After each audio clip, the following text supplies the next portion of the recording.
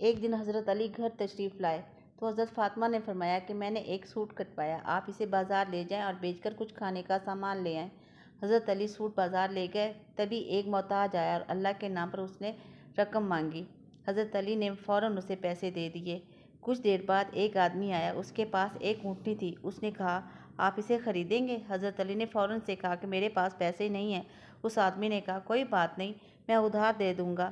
یہ کہہ کر اس نے اونٹنی کی رسی حضرت علی کے ہاتھ میں تھما دی اور چلا گیا۔ تھوڑی دیر بعد دوسرا آدمی آیا اور بولا، علی کیا یہ اونٹنی بیچو گے؟ حضرت علی نے فرمایا، لے جاؤ۔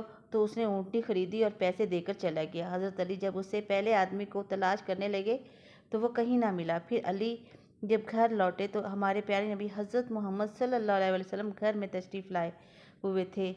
نبی کریم نے مسکرا کر فرمایا، علی اونٹنی کا قصہ تم سناؤ گے کہ میں سناؤں؟ حضرت علی نے فرمایا، آپ سنائیں گے۔ نبی نے ارشاد فرمایا، علی وہ پہلا آدمی جبرائیل علیہ السلام تھے اور دوسرا اسرائیل علیہ السلام، اور وہ اونٹنی جنت کی اونٹنی تھی جس پر میری بیٹی فاطمہ جنت میں سوار ہوں گی۔